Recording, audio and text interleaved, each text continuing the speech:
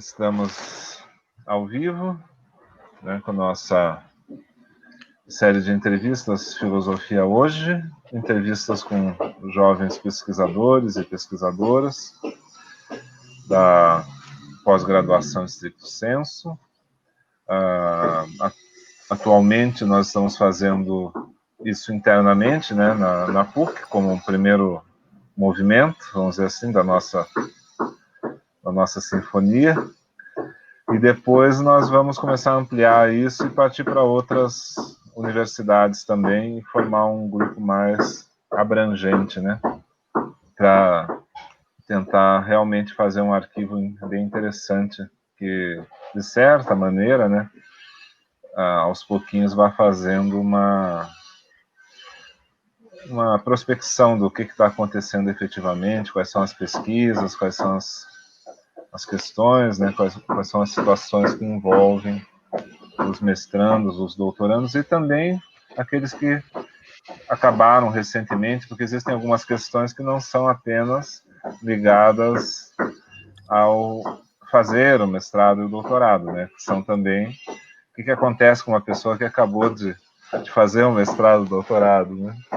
Eles ainda existem, eles continuam vivos, né? O que eles estão fazendo agora, né? Porque isso, de verdade, né, é uma questão muito importante devido à continuidade da pesquisa, né?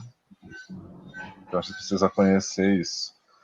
Então, estamos aqui com o Arion Keller e o Brian William Axt, e vamos partir, então, para... Bom, conheço vocês dois, né, desde a graduação, foram meus alunos, sempre chamaram bastante atenção pela intensidade, pela inteligência, pela versatilidade do pensamento de vocês também, sempre muito atentos e muito agradável conversar com vocês em todas as circunstâncias.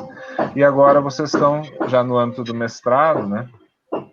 E eu vou partir para uma questão relacionada com isso. Como vocês definiram, né, a pesquisa de vocês? O que vocês trazem, né, da graduação? O que vocês trazem em termos de interesses, né, que foram se consolidando até chegar à pesquisa? E qual pesquisa é essa? Dando uma pequena sinopse do trabalho de vocês. Maravilha. Vou começar, então. Eu acho que, no meu caso, foram cruzadas algumas coisas.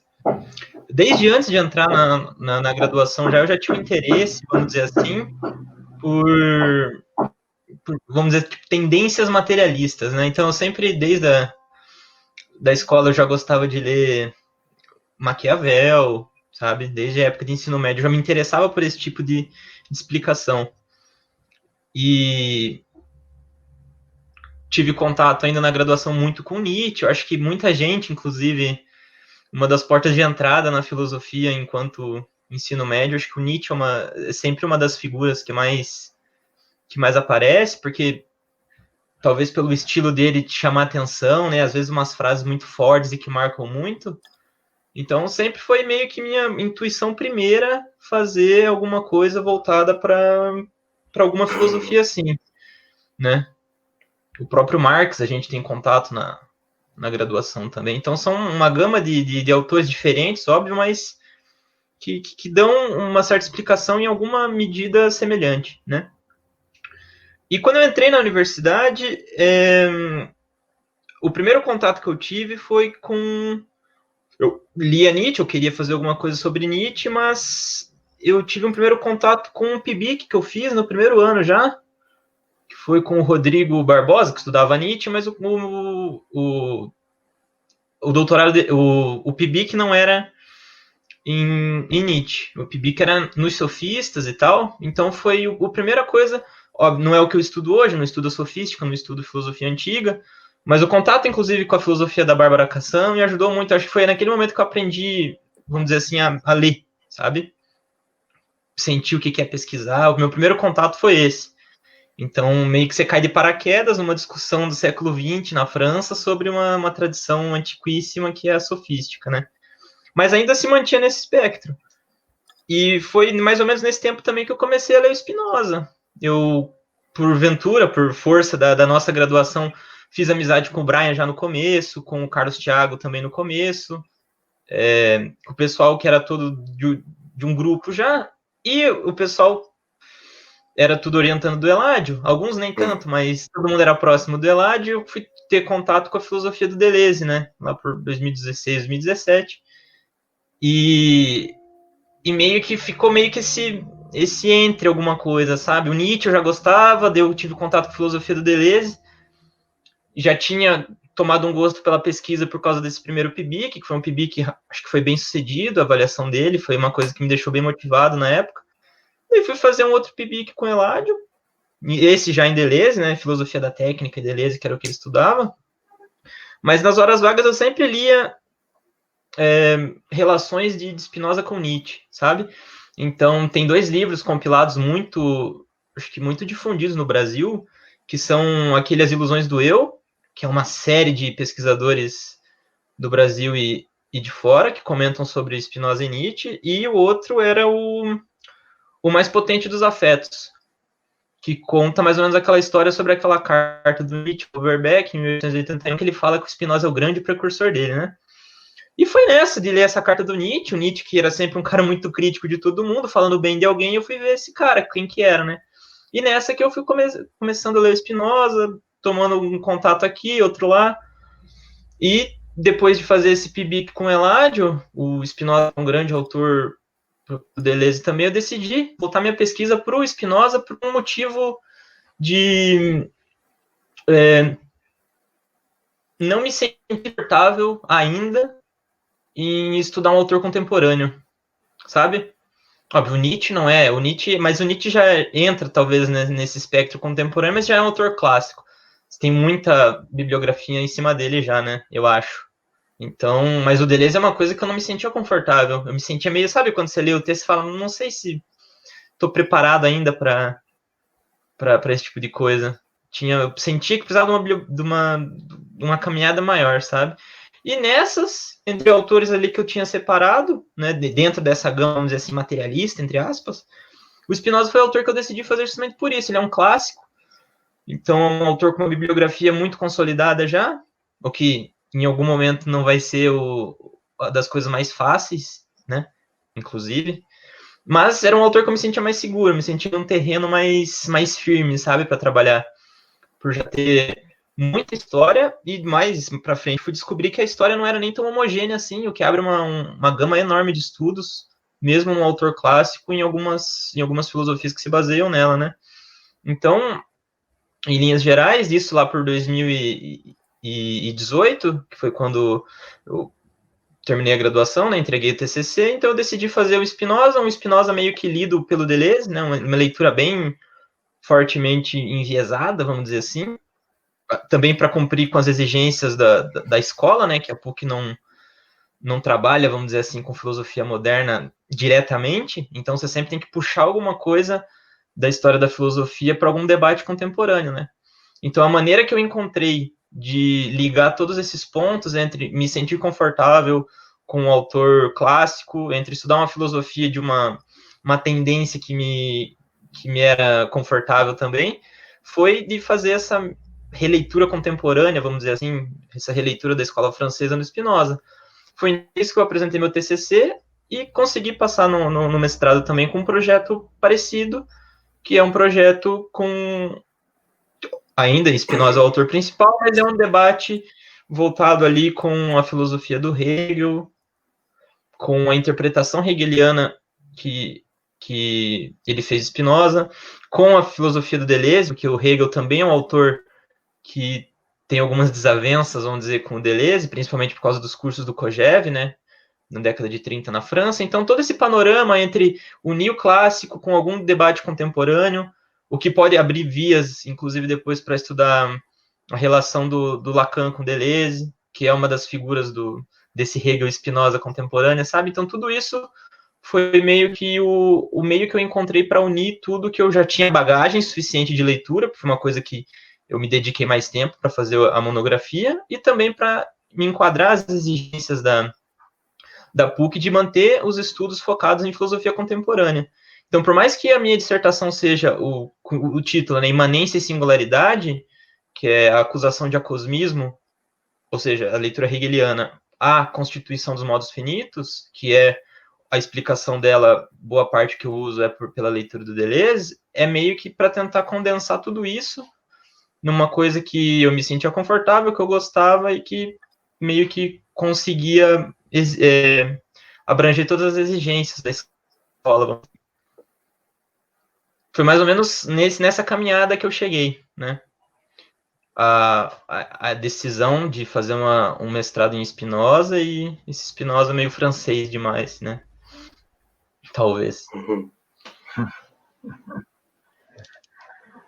E Maravilha. você, Bra? Bom, então, muito obrigado, primeiro, né, pelo convite, e também ao Arion. Como o Arion já falou, nós nos conhecemos logo que ele entrou na faculdade, ele foi meu calouro, e aí a gente já fez amizade, junto com outras pessoas que pesquisam coisas semelhantes, e foi muito interessante porque tudo isso que o Arion construiu na fala dele, nós pudemos ver e presenciar, né, testemunhar, digamos assim, no decorrer desses anos na PUC. Já a minha pesquisa em si, ela nasceu talvez por algumas influências que eu tive de uma faculdade que eu comecei antes, que no caso foi o curso de pedagogia, mas não finalizei, porque eu acredito que o que eu buscava era filosofia, então eu levei até certo ponto, mas depois mudei para filosofia. E lá eu comecei a ler Foucault, Michel Foucault.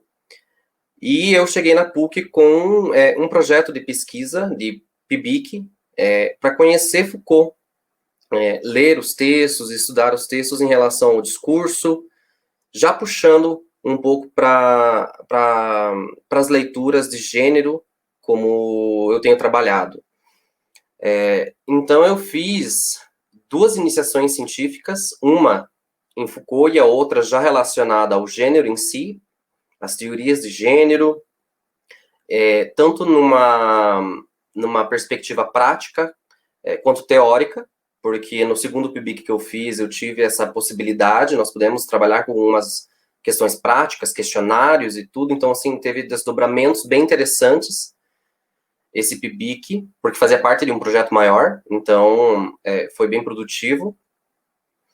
E a minha monografia, o meu TCC da filosofia, da graduação, foi já em Preciado, em Paul Preciado, que é esse filósofo espanhol, contemporâneo, vivo, e que agora tem se tornado cada vez mais conhecido no Brasil, porque tem sido publicadas as suas obras. Antes nós só tínhamos a primeira, que é o Manifesto Contrasexual, que foi publicado em 2014 no Brasil, mas ele é original de 2000, então tem um atraso bem grande para chegar até aqui.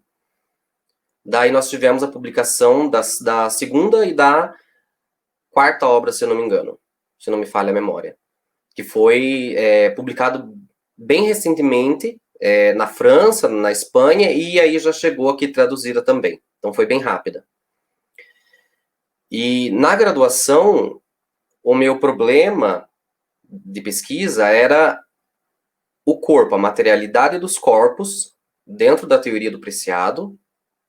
E como o Preciado ele trabalha com muitas filósofas, filósofos, sociólogos, enfim, muitas pessoas e muitos pensamentos, na monografia eu acabei puxando tanto Foucault quanto um pouco de Butler para introduzir, justamente porque metodologicamente eu precisava começar em algum lugar, né? Então como o objetivo era compreender um pouco mais sobre a filosofia do Preciado, eu comecei perguntando, né, o que é esse poder que o Preciado tanto fala que incide sobre os corpos? E que corpo estranho que é esse que o Preciado fala, né? Da onde que ele tirou isso? Aí foi quando eu recorri a Judith Butler. E por fim, né, dentro desses contextos entre poder e materialidade dos corpos, surge a ideia de tecnocorpo, que é um corpo híbrido, tecnológico e que permeia toda a teoria do Preciado, né, a incidência da tecnologia nos corpos e a produção do gênero e do sexo em si. Então, baseado nessa bagagem, nessas leituras que eu já tinha em Preciado, surgiu, inclusive na minha defesa, na minha banca de defesa da monografia, essa pergunta, esse questionamento.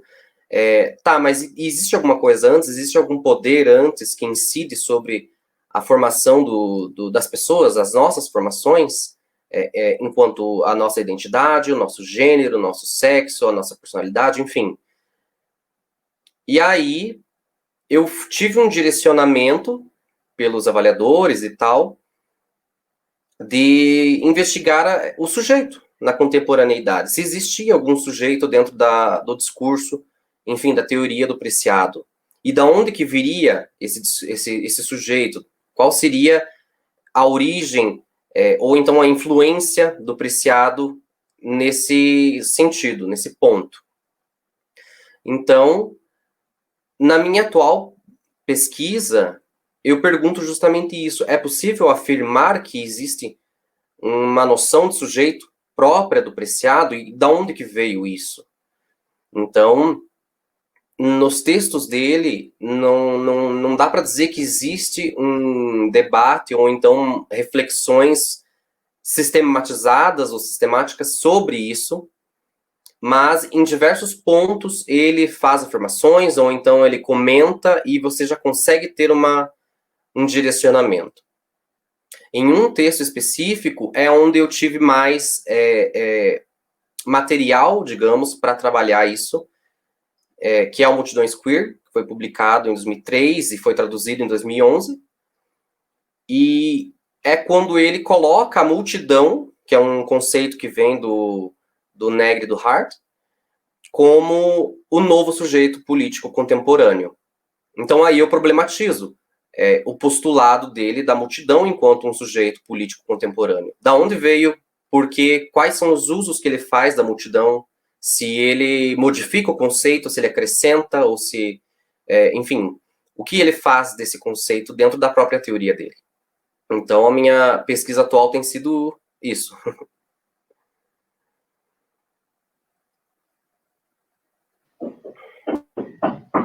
Muito bacana.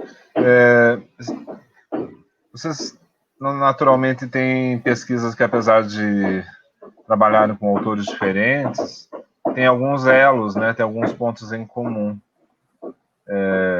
Principalmente nessa questão da singularidade, né? Que aparece na questão dos modos finitos, do Arion, e que, obviamente, é questionado, né, nesse conceito de multidão, né? Quer dizer, tem toda uma série, né, de idas e vindas, né, em relação a essas questões. Eu gostaria de passar de novo a palavra a vocês, para vocês fazerem uma questão um para o outro. Vocês também já se conhecem de longa data, né? Então, eu gostaria de saber qual que é o foco de interesse que possa existir, assim, particularmente, né, de um pesquisador em relação ao outro. Então, Arion, já que você iniciou, pode retomar novamente. Muito obrigado. Perfeito, professor. Obrigado. Obrigado também pela fala, Brian. A gente se conhece há tanto tempo, a gente lê tantos trabalhos, né? Os nós a gente troca, termina um capítulo, um subtítulo e manda para ler, para ver se tá bom ou não. E é uma coisa que a gente vem conversando isso já há algum tempo, E é um debate que acho que inclusive apareceu na nossa disciplina que a gente fez com o professor, né, disciplina de seminário de dissertação, que é que os nossos casos, por mais que, como o professor ressaltou, talvez o nosso conceito de fundo seja o mesmo, né, o nosso problema de fundo, nesse sentido de encontrar um estatuto digno para singularidades, sejam elas quaisquer que sejam, apesar de aparatos conceituais muito distintos, talvez, mesmo que o conceito de multidão veio do Spinoza, né, que o Negri resgate dele e tal, Sim. mas ainda assim são matrizes diferentes. E um das coisas que me deixa assim sempre curioso, que é inclusive a tua pesquisa é rigorosamente oposta nesse sentido, porque eu me senti confortável, me senti tranquilo estudando um cara do século XVII para começar, sabe? Então, bibliografia já consolidada, escolas de pensamento, então escola francesa, escola inglesa, a obra já está toda constituída e tal. E no seu caso, assim, você tem pelo menos. O teu autor mais clássico é o Foucault, né? Que é um cara que morre nos anos 80. Então, as outras duas autoras, dois autores, né? O Preciado e a Butler, que são os outros principais, os dois estão vivos. Então, o que me chama atenção, o que me deixa curioso no caso da tua pesquisa é como lidar, né? Como ler, de fato, esses autores quando você não tem um corpus constituído, sabe? Que é uma coisa que me aterroriza enquanto Sim. tentar pesquisar um autor contemporâneo. De onde você vem, como que você chega, sabe? Como que ler, porque você não tem escolas, vamos dizer. Talvez o Foucault tenha, mas mesmo assim Butler deve ter alguma coisa a mais, porque é um pouco mais velho. Mas o Preciado é um cara que está agora, tipo, emergindo. Né? Como é Sim, que sim. é lidar com a ausência de bibliografia constituída, consolidada? Porque devem ter muitas, mas todas elas meio que tateando, talvez, tentando Sim. organizar esse corpus, né? Como que é lidar com isso? Em mais de um autor, né? Sim, sim, sim. É perfeito, perfeito. Bom, obrigado primeiro pela pergunta. E, de fato, é um problema grande. Falando com, enfim, uma pessoa, né? Que eu tenho que sentar, ler, pesquisar, reunir bibliografia. Muitas das vezes a gente precisa comprar um livro ou então arranjar esse livro de algum lugar. E, de fato, eu acredito que o primeiro passo, primeiro em relação ao Preciado e também depois em relação a Butler, foi ler os textos. Então, falando por mim, o que eu fiz foi ler as primeiras obras que eu tive acesso do Preciado, que é o Manifesto Contrasexual, texto Junkie, e depois o Pornotopia, porque primeiro, né, é aquela história, lendo por um PDF e tal, e depois eu pude comprar, e então eu fui lendo. Li algumas vezes, e a cada leitura, isso talvez aconteça em todos os livros, não sei, mas eu sempre comento em relação ao Preciado é que cada leitura que você faz, você identifica alguma coisa nova. Porque parece que você deixou passar despercebido e talvez por estar aprofundando a leitura ou então conhecendo novas influências que estão ali no texto, mas que antes você não conhecia, você identifica coisas novas. E isso é bem interessante. Então, primeiramente foi isso, ler os textos e depois sair dos textos. Então, eu li Preciado e já tinha, obviamente, um pouco de leitura do Foucault, como eu comentei mais cedo. Então, eu conseguia identificar no texto do Preciado tanto aquilo que o Preciado critica em Foucault, quanto o que ele reaproveita, digamos assim. E aí eu fui para Butler, e em Butler foi um pouco mais difícil, porque a leitura da teoria butleriana é densa. Não que a do Preciado não seja, mas como eu já tinha lido tantas vezes Preciado, eu estava mais acostumado com aquele texto. E quando eu fui para Butler, foi um novo estilo, uma nova forma de escrever e de expor as ideias.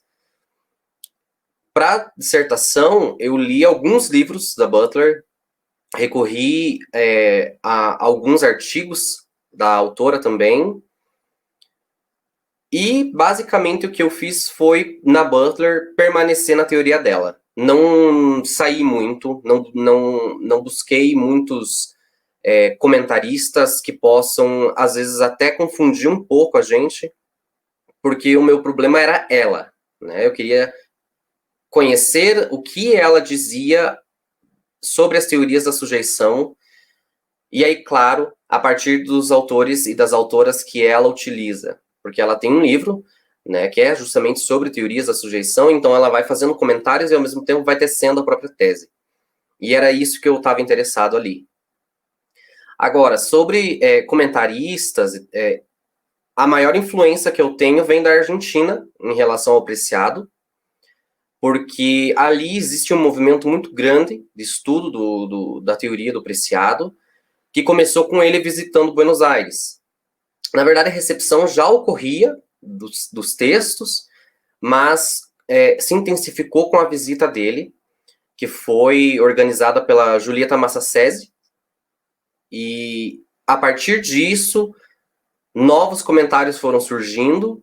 Da Argentina, por exemplo, nós temos duas pessoas, uma é o Martin Rutkowski e a outra é a Mabel Alicia Campagnoli, e essas duas pessoas sistematizam o pensamento do Preciado em alguma medida. Primeiro, o Martin, que tem um livro chamado Corpus in Escena, e ele vai fazer uma análise em relação a Butler e Preciado, também buscando tecer comentários desse interstício que surge entre as teorias. E é interessante porque, primeiro, ele fala sobre Judith Butler, depois ele fala sobre Preciado, e depois ele confronta as duas teorias. E nisso ele assume, primeiro, se Butler estiver correta, então podemos dizer que. Então, se Preciado estiver correto, podemos dizer que. E, no fim, conclui que são mais complementares do que se afastam essas teorias. Então, é bem interessante. E, óbvio, foi um auxílio muito grande. Eu tive acesso a esse livro do Martin na graduação. Então, na escrita da monografia, eu já pude utilizar como referência. E, posteriormente, eu pude conhecer o Martin, estive com ele. Nós mantemos contato, então podemos dialogar, e em alguma medida ele me ensina, e essa experiência de poder aprender com ele, que se especializou e teve essa vivência, conheceu o Preciado, fez um curso com o Preciado, é muito significante, porque por mais que eu, falando especialmente e especificamente, tenha o auxílio e o suporte de inúmeras pessoas próximas aqui, ainda não tem uma pessoa que seja especialista em Preciado e que possa dar uma orientação específica nisso. Aí surge um outro problema, que é correlacionar linhas, correlacionar problemas para poder trabalhar essa filosofia, essa teoria, tendo em vista o programa, o PPGF, a PUC e todo esse cenário. A segunda pessoa que eu comentei, que é a Mabel, ela publica a tese dela, em 2016, que é sobre Preciado, e pega a produção teórico-prática do Preciado de 2000 a 2010. Então, vai da publicação do Manifesto Contrasexual até a publicação da terceira obra, Pornotopia. E ali ela vai fazer uma análise bem interessante do cenário por trás dessa teoria, dos estudos do Preciado, que sai da Espanha, vai para os Estados Unidos, depois vai para Paris, e, é claro, nos Estados Unidos tem a influência do Jacques Derrida e de outras pessoas que acabaram aparecendo mais ou menos na teoria do Preciado, mas, enfim, ela faz esse resgate e mostra para a gente as implicações disso. Faz comentários sobre a recepção na Argentina e contextualiza essa teoria em alguma medida. Então, foi outro grande suporte que eu tive mais recentemente na dissertação para conseguir responder o meu problema em alguma medida. Né? E, como eu disse, minha maior influência vem da Argentina, porque são muitas pessoas Eu até separei alguns nomes para citar, que no caso já foi o Martin Rutkowski, a Mabel, tem a Virginia Cano, Mauro Cabral, Facundo Naruel Martins, Duen Sati, que é amigo do Preciado, amigo pessoal, e produziu aí, junto com o Preciado. O Preciado escreveu um prefácio para o livro dele e tudo. Então, são pessoas que eu pude conhecer, em alguma medida também, e que influenciaram na minha leitura e que fizeram esse papel de suporte, digamos assim, para a minha produção, porque, de fato, são poucos comentários, os comentários que estão surgindo no Brasil ainda dizem respeito a mais uma recepção tímida, me parece. Nós não vemos tanto dissertações ou teses especificamente na teoria, salvo algumas que surgiram recentemente, e eu não me lembro o título, mas eu vi que surgiram uma ou outra. Então, é um desafio, né? Primeiro o acesso, depois a leitura e todo o trabalho que vem disso, a barreira idiomática que eu precisei trabalhar para conseguir superar. Então, fazer leituras no espanhol, em inglês, muito mais recentemente, um pouco em francês, pouquinho. Então, eu tive que me desdobrar para conseguir dar conta do problema em si, né? Porque é um trabalho que você tem que ter um rigor analítico e filosófico. Então, eu tive que buscar essas referências para conseguir construir essa base para a minha pesquisa.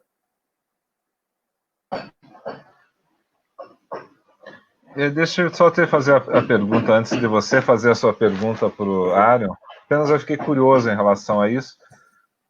Que tipo de critério que você utiliza, né, para definir o que é importante, considerando que você não tem muito justamente essa fortuna crítica, né, que o Arion estava mencionando, né? Que tipo de critério você utiliza para definir hierarquias, enfim, né, o que está condicionado pelo quê? Como é que você faz essa teoria se movimentar para você? Porque é como abrir realmente um caminho no bosque, né? Uhum, sim, sim. Bom, eu acredito que tendo como base primeiro a obra em si, né, os textos publicados. Bom, porque o que eu faço primeiramente? Eu estabeleço como obras fundamentais e primárias os livros publicados, que são, talvez, digamos, as teorias e comentários mais lapidados e que foram publicados, então estão aí, como esse norte. E depois, porque o Preciado continua publicando, ele tem publicações periódicas, em crônicas, artigos, comentários, e então ele acaba movimentando a própria teoria, obviamente, porque está vivo, está produzindo, por mais que em outros contextos, porque ele trabalha muito com museus, curadoria atualmente. Então, existem problemas que são mais urgentes, digamos, e que vão aparecendo repetidamente, vai se estabelecendo um padrão de pensamento e de comentário, em busca de respostas, talvez, mas depois disso, eu acredito que é mais por inquietação minha mesmo, porque tanto na monografia quanto agora na dissertação, são problemas que me surgiram e que depois eu fui observar esses problemas dentro da teoria em si, das obras do Preciado, e buscar nas obras dele. E então, aos poucos, isso foi se abrindo, né? Na monografia, eu pude fazer alguma sistematização própria minha das obras, identificando pontos centrais em cada uma e registrando isso. Então, agora eu pude ampliar isso, talvez, entrando ainda mais na teoria, buscando as influências que o Preciado teve. Então, por exemplo, eu estabeleci com base no que eu li também, em comentaristas, enfim, no que eu tenho de literatura crítica, né, que o Preciado tem um projeto, e esse projeto tem 3 subprojetos integrados, digamos.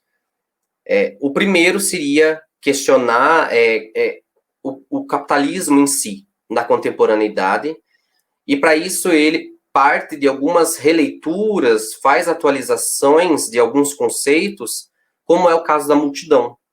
Então, ali ele faz um resgate de Marx, ele faz um resgate das teorias pós-operaístas, junto com Negri, Hart, Lazarato, e assim por diante. E dessas influências, ele vai modificando a forma com que ele compreende o capitalismo, e vai registrando isso sob o domínio da farmacopornografia, como ele chama. Né? Ele vai identificando problemas nesse campo fenomênico da contemporaneidade e vai buscando ferramentas para trabalhar esses conceitos, esses problemas práticos com conceitos filosóficos. Né? Esse é um dos grandes problemas, tanto positivos quanto, às vezes, negativos da teoria do Preciado, porque ele busca dissolver completamente essa ideia de teoria e prática. Esse é um dos dualismos que ele critica e que ele busca dissolver. Né? Então é por isso que quando eu me refiro, eu gosto de falar em teoria prática, justamente para deixar claro que sempre existe ali um tipo de prática micropolítica junto com aquela teorização que ele faz. Agora, a partir dessa sistematização própria que eu fui fazendo e faço até então, é que eu consigo estabelecer alguns critérios, e esses critérios eu vou mostrando ao longo do texto, conforme ele vai surgindo, né? Como, por exemplo, a ideia de que eu começo a minha dissertação fazendo uma análise sobre sujeição, né, a teoria da sujeição em Butler, buscando evidenciar isso em Preciado, mas também descubro que o próprio Preciado não critica, mas faz um próprio ajuste em relação à ideia de sujeição, principalmente em relação a Butler, que é complementar a sujeição com a servidão maquínica, que é uma outra influência que tem de Deleuze, tem de Guattari, tem dessa galera que trabalha com essas teorias, como Negri, Hart e, enfim, outras pessoas também que ele cita como influência. Então, foram categorias que foram surgindo e que foram tomando certas proporções conforme o problema foi sendo analisado e investigado. Então, na medida em que elas foram surgindo, eu fui categorizando e atribuindo prioridade a elas. Então, foi mais ou menos assim o processo.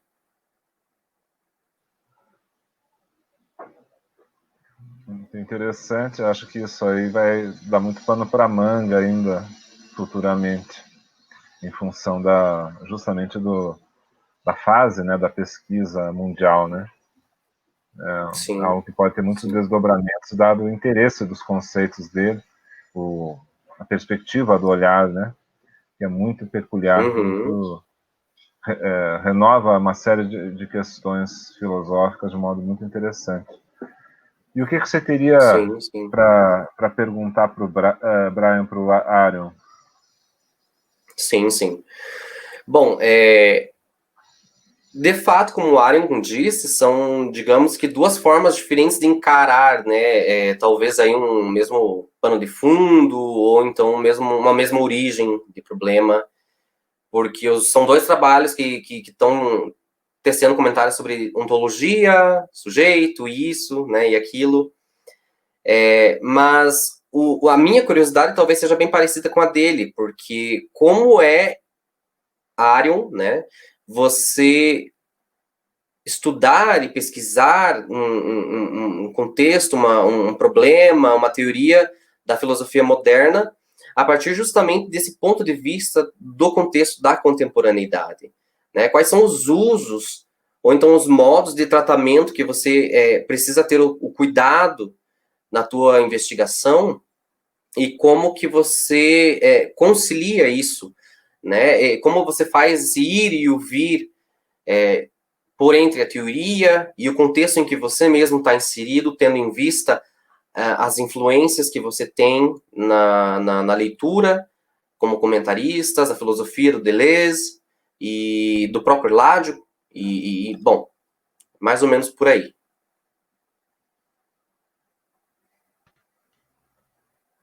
Perfeito. Eu acho que tem algumas questões, né, de estudar alguém moderno e tentar trazer. Às vezes a gente acaba sendo injusto com o autor, ou às vezes faz com que a gente meio que force categorias e que o autor seria meio que estranho. Mas eu acho que o caso, eu não sei se foi sorte isso, mas eu acho que dentre os modernos, eu posso estar sendo um pouco enviesado demais aqui, tentando fazer o advogado do filósofo, né? Mas eu acho que não é bem esse caso. Me parece que dos modernos, vamos dizer ali, da galera pré-Kant, assim, a primeira leva de filósofos ali, me parece que o autor mais próximo que a gente tem de reflexões que hoje ainda fazem, vamos dizer assim, um sentido contemporâneo, acho que é o Spinoza, sabe? Então, ele é um autor que já naquela época está contra a transcendência, ele é contra a ideia de um sujeito substancial, né? Ele é contra a ideia de... Ele é a favor de uma ideia de vamos dizer assim, liberdade de expressão, liberdade política, né? Ele era um republicano no século XVII, inclusive foi perseguido pela Casa de Orange na Holanda. Então, o próprio contexto do Spinoza faz com que ele, dentre os modernos, pelo menos para mim, ele seja um dos caras que mais dão abertura para isso, sabe? E o fato dele ter sido mal lido por um bom tempo, acho que também é justamente por isso, né? A galera do século XVII, principalmente, lê ele como um herege, né? Então ele é muito esquecido. E quando ele retorna na Alemanha no século XIX, é também para a galera falar mal. Então essa imagem que se constitui dele é uma imagem meio problemática, que é o que eu tento, vamos dizer assim, discutir no primeiro capítulo da minha dissertação, né? Como é que chegou essa imagem do Spinoza que é místico, que só existe o uno, que ele é neoplatônico e esse tipo de coisa, para justamente tentar usar essa galera mais contemporânea, essas leituras que me parecem fazer mais sentido para a gente pensar nosso mundo, inclusive. As leituras francesas que foram feitas na década de 60 me ajudam muito, porque não é só o estudo do Deleuze. Obviamente, o Deleuze é talvez o maior, porque ele, enquanto filósofo mesmo, o cara que cria conceitos e tal, ele foi enorme, né? Mas tem outros caras, enquanto historiadores da filosofia, que também são muito importantes nessa desconstrução de uma imagem de um Spinoza meio neoplatônico, sabe? Essa ideia que você quer remover do nosso conceitual contemporâneo, vamos dizer assim. Então tem o Guerrero, tem o Matterhorn, tem o próprio Bernard Rousseau, então são grandes estudos que me ajudam. E um outro que me ajuda muito é o próprio estudo da Marilena Chauí, né, que é um estudo fantástico, Nervura do Real, contando com todas as notas e bibliografia, que é um livro separado, são mais de 2.000 páginas de comentário. Né? Então, são tipo, muito sistemático, é uma coisa que, de fato, você tem que ler junto, sabe? Que é uma coisa diferente da sua, né? Que você, pelo que você disse, se você ainda tá, né, nessa ideia de eu tô tentando remontar aqui, então eu vejo alguma coisa no Preciado, eu olho pro autor que ele cita e vejo mais ou menos de onde vem e para onde vai, vamos dizer assim. Sim. No caso de eu estudar um autor clássico, eu já tenho todo esse aparato, né? Essa série de estudos que meio que já descartam algumas coisas, que dão ênfase em outras e tal, e que me levam para esse estudo, né? Inclusive não só eles, mas estudos como o estudo do Balibar, que também é outro comentador francês, acho que comentador de Freud também, se eu não me engano, de Marx e tal. Ele é um cara que aproxima, sei lá, o Spinoza do Simondon, sabe? Então, são essas conexões que esses caras fazem que eu paro e penso, bom, dá para tirar alguma coisa daí, né? Dá para, sem querer forçar a barra demais, mas dá para usar ele como um antecessor, ou como o Spinoza como uma primeira tentativa de dar uma resposta, vamos dizer assim, imanente, né? usar essa palavra, que é uma palavra que pelo menos a gente está mais habituado. Então, o uso que eu faço principalmente desses comentaristas franceses, ou até mesmo de autores, né, o Simondon, o próprio Diferença e Repetição da Deleuze aparece em algum momento, muito uso da leitura da Marilena Chauí, que eu acho que é uma leitura justa, uma leitura que, historiograficamente falando, eu acho que é um trabalho enorme, me ajudam a justamente ver esses pontos, sabe? Então, discutir dentro da própria fortuna do espinosismo, mas também para fora, porque eu acho que nesse caso é mais por uma sorte do autor permitir, sabe? Não sei se estudando outro autor da época seria possível fazer isso, né? Vamos, sei lá, pegar um autor muito ortodoxo do século XVII, talvez não fosse maleável o suficiente para fazer esse tipo de abertura, né? Na PUC mesmo a gente tem trabalhos do Jefferson que tenta tirar um conceito de vontade do Malebranche que é muito interessante, sabe? Que é tentar tirar de um cara aparentemente mais ortodoxo uma influência posterior, né? Até mesmo talvez no Merleau-Ponty, que comenta o Malebranche em algum momento, mas me parece que essa possibilidade de abertura de conseguir dialogar com tantos contemporâneos assim é próprio do Spinoza, vamos dizer assim, né? Parece que Sim, sim. a teoria permite que eu faça esse tipo de coisa sem forçar a barra demais, sabe? Sim, sim. Mas é um problema, né? Porque às vezes você pode derrapar e repetir muito o que já foi dito, que é um dos problemas que eu mais enfrento, né? Talvez no mestrado menos, porque a gente é sempre, desde sempre, já meio que educado a fica tranquilo, mestrado você não precisa apresentar uma tese forte, você precisa só desenvolver bem um problema e dar resposta a ele sem necessariamente apresentar alguma coisa inovadoríssima, vamos dizer assim. Mas é uma coisa que eu fico pensando até, inclusive, para estudar mais para frente, né? Se seria talvez o melhor caminho se continuar nisso, ou se dos comentários que eu tenho eu posso partir para um espinosismo contemporâneo, sabe? E, de fato, estudar o Negri, estudar Deleuze, estudar algum outro autor que use o espinosismo no nosso tempo, que meio que atualize as categorias, sabe? É uma coisa que sempre fica me martelando, que é aquele momento posterior, né? Primeiro eu me sinto confortável com o clássico, mas a partir do momento eu quero ir além do clássico, vamos dizer assim, né? Eu quero, sei lá, tentar se utilizar do clássico, mas de uma maneira mais do nosso tempo, mais presente, mais Sim, sim. esses termos. Isso é bem bacana, porque... Só fazer um comentário, professor. Porque o interessante é que você constrói bem um fundamento, né? Você é bem embasado nesse aspecto.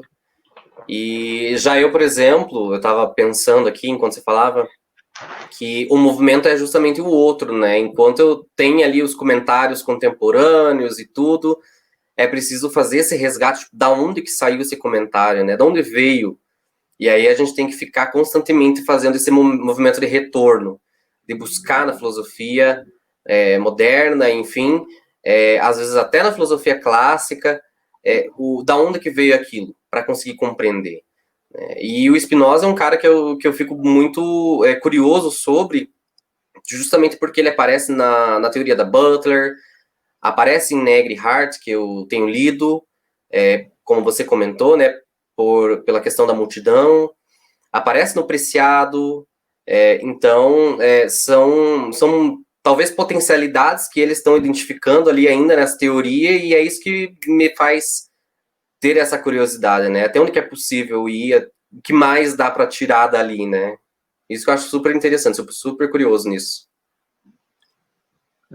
É muito... A entrevista com vocês dois, né, simultaneamente, ela encaixa muito bem desse ponto de vista, né? Porque realmente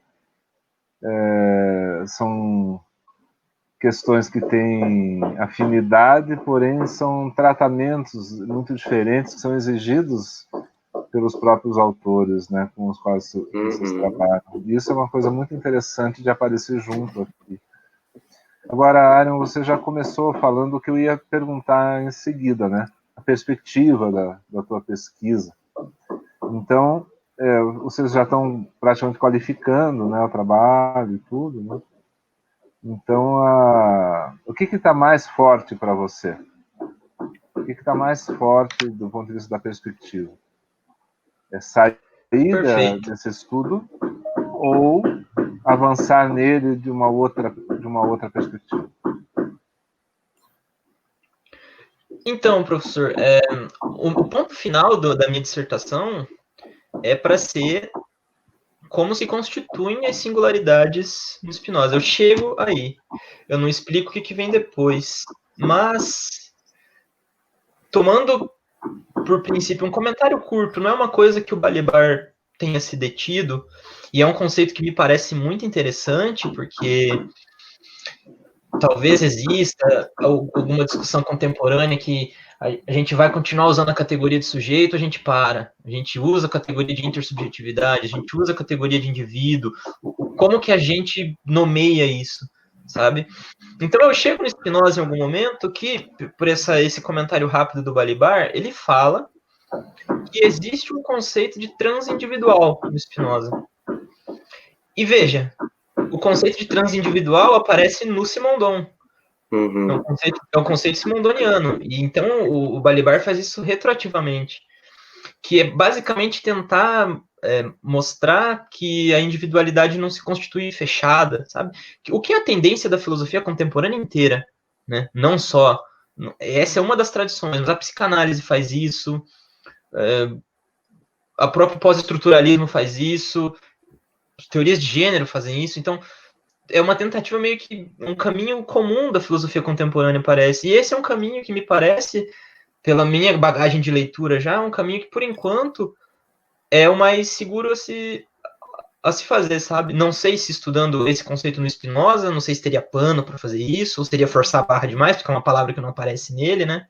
Ou se, de fato, ir estudar Simondon, estudar como é que se constitui essa realidade psicossocial, né, que aparece lá. Então é uma coisa que por agora é onde me parece que eu vou chegar. Parece que todo esse movimento me faz chegar num conceito de transindividual, vindo por essa matriz, né. Existem alguns textos que me ajudam, é pouca coisa, acho que eu conheço uns 3 ou 4 artigos que comentam sobre isso, mas não é nada muito claro por enquanto, o que para uma tese de doutorado é uma boa coisa, né? Significa que é um caminho aberto que não está muito bem estabelecido ainda. Mas eu acho que eu vou mais ou menos por aí. Sim. Da munição, né? Sim, com certeza. Para questões importantes. E você, Brian, para onde que você vai a partir da dissertação? Então, eu esse ano decidi que não vou fazer o processo seletivo para o doutorado, mas eu acho que é um reflexo sobre o aspecto pandêmico da vida, e eu não vejo isso como um atraso ou algo negativo, sabe? Eu tenho sentido, pela escrita e pelo próprio movimento da pesquisa, que talvez seja até mais produtivo, dá tempo de você assentar as ideias e enfim, os julgamentos, se é que dá para falar em julgamento, não é a melhor palavra, mas aquilo que você define sobre a teoria em si, né? Como você compreende a teoria. Mas uma coisa que é bem interessante também é que agora eu terminei recentemente o meu segundo capítulo, e nesse segundo capítulo eu também fiz uma associação bem leve, bem simplificada com o Simondon, né? Porque quando o Preciado fala em servidão maquínica, eu recorro a esse conceito, busco, comento esse conceito, mas em dado momento eu correlaciono o que a Judith Butler diz sobre a teoria da sujeição, isto é, que o sujeito não pode ser confundido com o indivíduo e que esse lugar tenente, essa categoria sujeito, é a necessidade, é por meio da qual se constitui o indivíduo. Então, ela fala primeiro nos modos de sujeição e nas disputas de poder nesse âmbito do sujeito, da categoria sujeito, mas não fala tanto sobre os modos de individuação, digamos assim, ou então algo sobre o indivíduo. Já eu tenho identificado isso dentro da teoria do Preciado, a partir da noção de servidão maquínica, dos usos que ele faz da servidão maquínica, né, porque não é um conceito dele, já está aí há algum tempo, mas por ser voltado não necessariamente ao indivíduo, mas do que foi feito ao indivíduo nesse contexto do supercapitalismo, entre aspas, como ele diz, ou então do domínio da farmacopornografia. Então, o que eu fiz foi comentar, muito brevemente, porque eu não tenho a pretensão de autoria, ou então de originalidade, né, como o Aaron comentou, não é esse talvez o momento, mas que eu quis deixar registrado ali que talvez exista um problema, porque a Judith Butler diz, existe a categoria do sujeito e os modos de sujeição. Aí nós vemos que existe a questão e o problema de como que se constitui o indivíduo, os modos de individuação, que vem de Simondon, e que isso aparece em algum momento em alguns comentaristas. Então também não é do nada, digamos assim, que surge essa reflexão que eu faço ali. Então, eu faço essa associação na dissertação justamente com o intuito de trabalhar ela no futuro, ver se, de fato, isso se verifica, se é possível correlacionar em alguma medida e acrescentar essa perspectiva simondoniana a uma leitura sobre o indivíduo com base nessas teorias de Butler, Preciado, teoria crítica, estudos de gênero e teoria queer. Então é um diferente uso da teoria do Simondon, não é canônico, não, né? É justamente o contrário, o intuito é queerizar, digamos assim, essa teoria. Mas, é claro, isso fica para uma investigação bem mais complexa do que a atual, penso eu. Então, o intuito é deixar reservado para o futuro esse problema e quando for o caso, trabalhar em cima disso. Mas o intuito é dar continuidade na pesquisa, inclusive, dentro desse contexto e dos resultados da dissertação. Os desdobramentos, eles ainda estão por vir, né?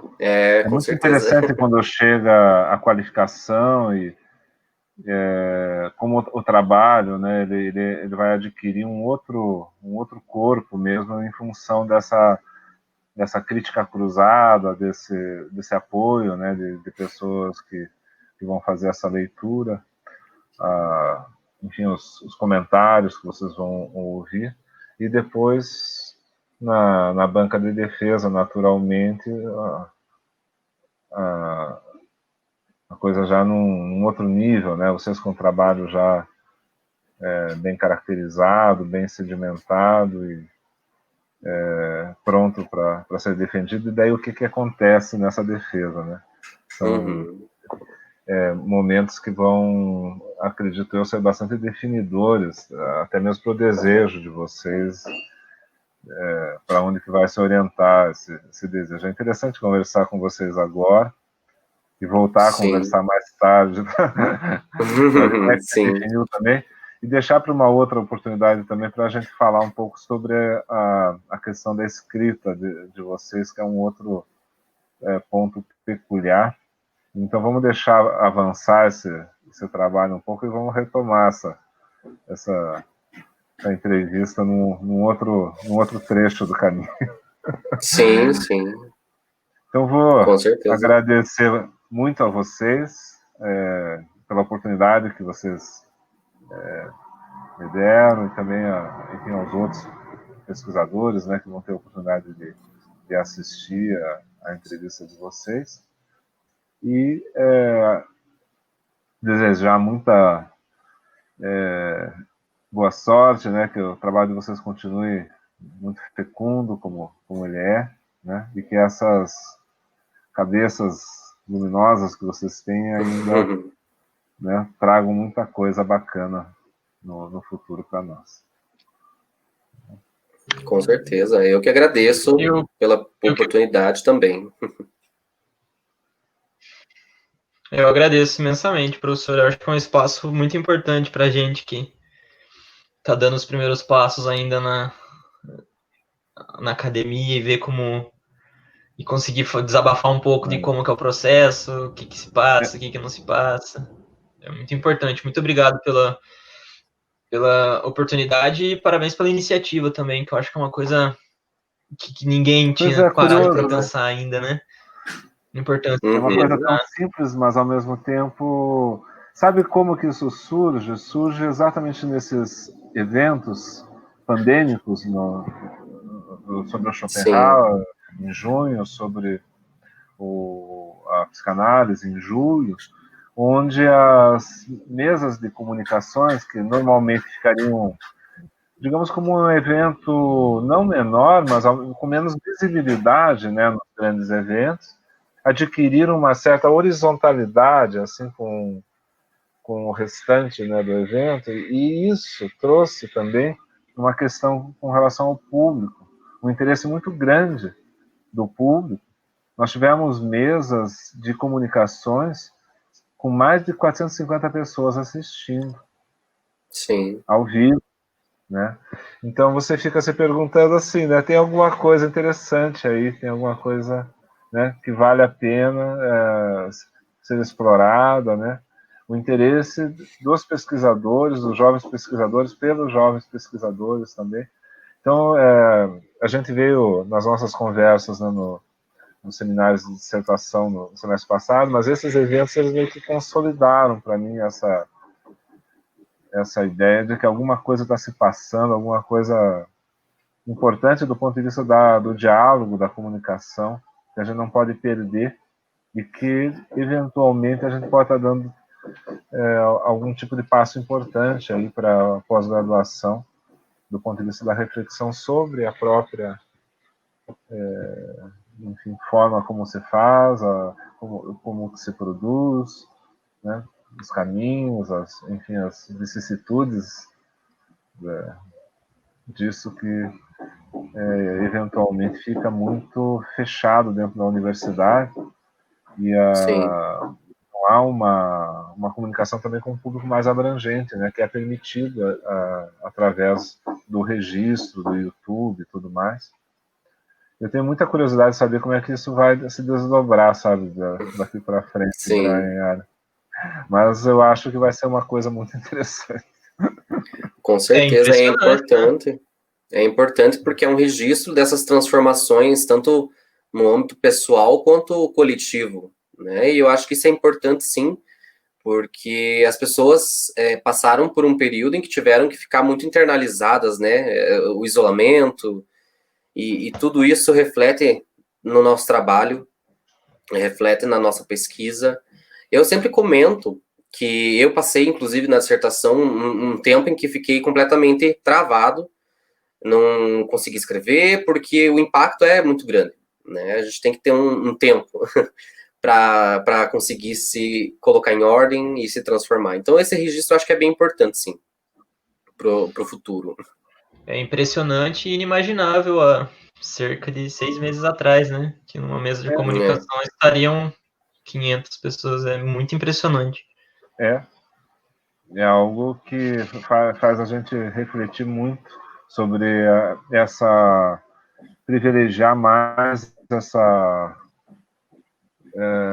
curiosidade, né, mútua, enfim, essa perspectiva, né, mais horizontalizada, né, menos verticalizada. sim, E, sim, e isso pode se refletir eventualmente, né, devido ao modo como isso se impõe na sociedade, pode se refletir nas políticas, pode se refletir em um monte de coisa. Não por sim, causa da nossa pequena iniciativa aqui, mas pelo fato de que não tem como andar para trás, né? A partir do momento que as coisas começam a se mostrar por uma peculiaridade ou outra da vida social, elas avançam sozinhas, né? Sem a necessidade de um único agente promovendo alguma coisa. sim. Fica mais É viral, né? Mais descentralizado, né? É descentralizado. E o centralizado. interessante é que são iniciativas que surgem em várias outras situações também, né? Eu conheço muitas pessoas que tomaram a iniciativa própria de promover eventos e entrevistas e compartilhar o que sabe e também se colocar à disposição para estabelecer essas redes de contato virtuais e que são tão presentes hoje quanto se fosse presencialmente, como era antes. Até mais, não é verdade? Como estamos dizendo. Então, eu acredito que esse é uma das lições que nós vamos tirar daí, que é essa conexão, né? E esse bem comum aí. Sim. Nós aprendemos a usar, né, esses meios em função de uma necessidade e percebemos que eles têm aplicabilidade, que eles não substituem a presença, mas eles colocam outras presenças, né, outras maneiras de estar presente, a simultaneidade de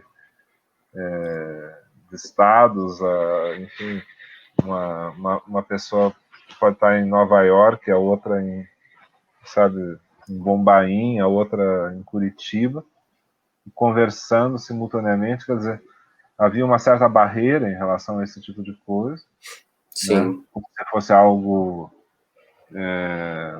enfim, de segunda categoria, alguma coisa que não deveria ser buscada, né?